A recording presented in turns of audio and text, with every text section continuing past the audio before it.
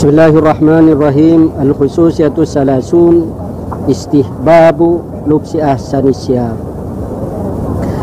Istimewaan hari Jumat yang ke-30, disunahkan untuk memakai baju yang terbaik ketika mau pergi ke Jumatan. Akhraj Ahmad wa Abu Dawud wal Hakim an Abi Sa'id wa Abi Hurairah anna Rasulullah sallallahu alaihi wasallam qala man igtasala yaumal jum'ati wastanna wa massa min tibin in kana indahu wa labisa min ahsani siyabihi thumma kharaja hatta ya'tiyal masjidah falam yatakhatta riqaban nasi thumma raka'a ma syaa Allah ayyar wa ansata idza kharaja al imam kanat kafara ma bainaha wa bainal jum'ah allati kanat qablaha. Wa qala Abu Hurairah ziyada salas ayyam yanna Allah ta'ala yaqul man jaa bil hasanati falahu asru amsalha. Di hadis ini Rasulullah sallallahu alaihi wasallam bersabda, orang yang mandi, yang pertama mandi, orang yang melakukan hal ini dimaafkan oleh Allah antara Jumat ketika itu dengan Jumat sebelumnya. Dengan Jumat sebelumnya. Apa? Ada beberapa hal. Yang pertama, seperti tadi di keistimewaan yang sebelumnya. Yang pertama, mandi di hari Jumat. Yang kedua, memakai siwak. Yang ketiga, wa massa min tibin in kana indahu, memakai minyak wangi, parfum. Wala bisa min asani siyabihi thumma kharaja hatta ya'tiyal masjidah falam yatakhatta riqaban nasi thumma raka'a ma syaa Allah ayyarka'ah. Yang keempat, memakai pakaian yang terbaiknya. Apabila ada putih, pemakaian baju yang terbaik. Memang di sini tidak disebutkan putih, tapi di hadis-hadis yang lain disebutkan. Tsumma kharaja hatta ya'ti, kemudian pergi ke masjid. Setelah masuk masjid tidak melangkahi pundaknya, tidak melangkahi pundaknya orang. Kemudian melaksanakan sholat. Yang nomor 5 apa? Ini satu keterangan. Yang 4 ya. Yang 4 itu memakai minyak wangi, memakai pakaian terbaiknya, kemudian ke masjid, tidak melangkahi orang-orang, kemudian sholat. Yang kelima, wa ansat idza kharajal imam, kemudian ketika imam sudah memulai khutbah, akan sudah mulai duduk di khutbah, dia diam mendengar kan khutbah, diam, maka bagaimana? Maka orang itu mendapatkan tebusan dosa antara Jumat ketika itu sampai Jumat sebelumnya, bukan Jumat setelahnya ya, tapi Jumat sebelumnya. Karena dosa-dosa yang kita ampuni, dosa yang sudah kita lakukan. Nanti kalau dosa yang sudah kita lakukan, dosa Jumat yang lalu sampai Jumat yang kita kerjakan itu.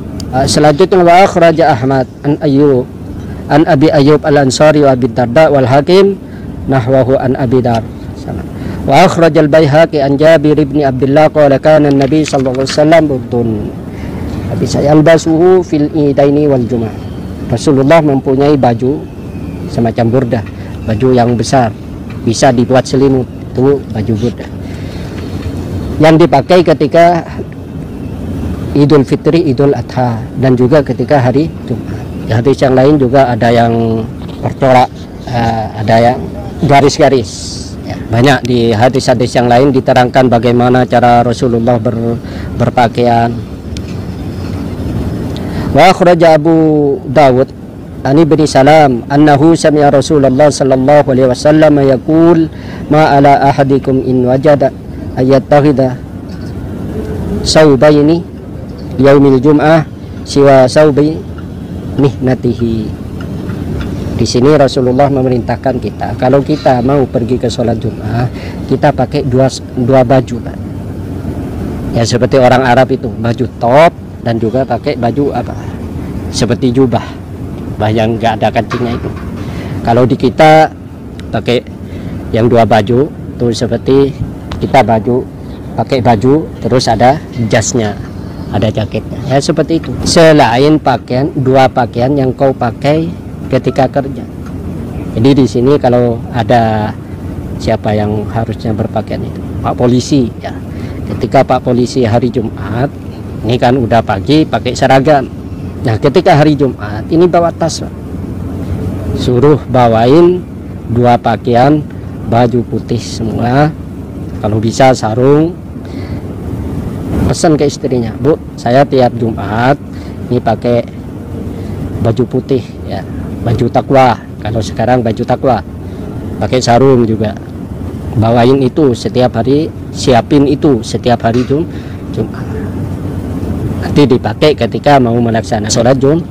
Itu pun kalau tidak merepotkan, ya. Begitupun PNS yang kerja di kantor-kantor, yang pergi ke pasar, siapin baju untuk melaksanakan sholat Jumat. Bawa tas.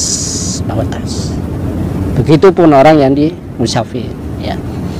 Wa akhraja Ibnu Majah mitlahu min hadis Aisyah wal Baihaqi fi Syu'abi mitlahu min hadits Anas. Jadi kalau bisa kita Jumatan itu jangan pakai seragam yang kita pakai ke kantor, tapi kita sudah mempersiapkan diri berpakaian yang khusus untuk pakaian Jumatan. Kita bawa, ya, bawa dari rumah. Yang punya istrinya mempersiapkan tuh kalau sempat. Kalau tidak ya udah pakai seragam ke masjid, tidak masalah. Tapi ini pesan Rasulullah, tidak wajib, ya, tapi pesan, sebuah anjuran yang perlu kita lakukan.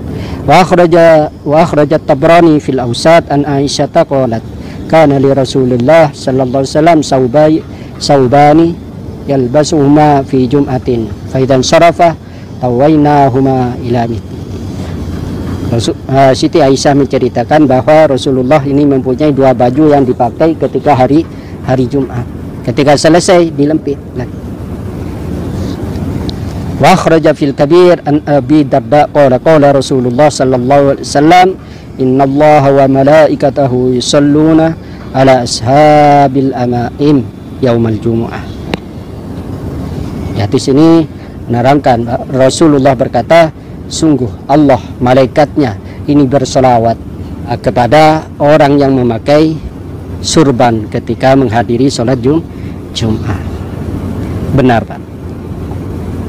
Surban ini pakaian orang Arab zaman dulu, ya. Kalau sekarang malah jarang yang pakai surban diikat. Yang banyak itu di Indonesia, di Yaman. Nih, kalau di Arab Saudi ini jarang yang pakai, cuman dibuat kerudung gitu.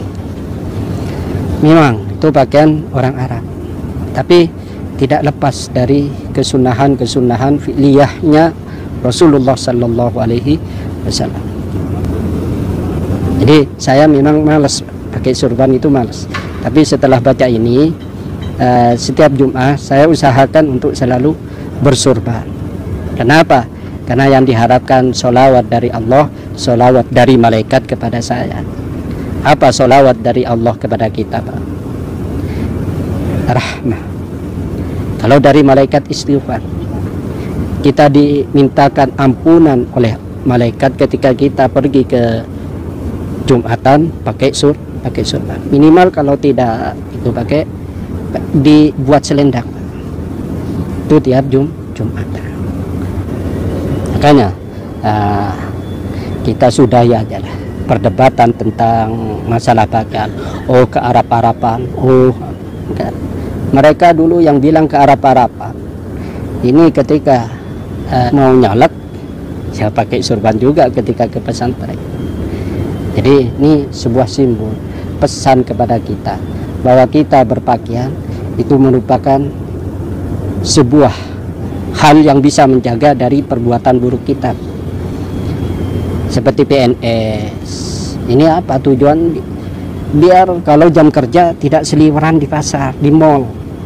Ya ada kan PNS ketika seliweran jam kerja di mall, dirahasiakan. Begitupun anak sekolahan itu pakai seragam. Kenapa? Sebagai ciri.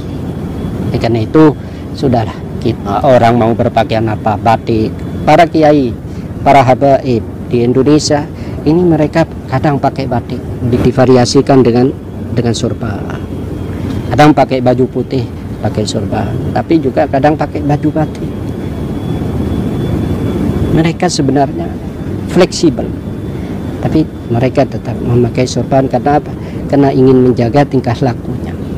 Semoga kita bisa melaksanakan apa yang telah disebutkan, yang kita dapatkan di sini, diberi kemudahan oleh Allah Subhanahu wa taala, diberi kekuatan oleh Allah Subhanahu wa taala untuk melaksanakan perintah-perintahnya, untuk melaksanakan sunnah-sunnah Rasulullah sallallahu alaihi wasallam. Amin Allahumma amin, wallahu a'lam bishawab.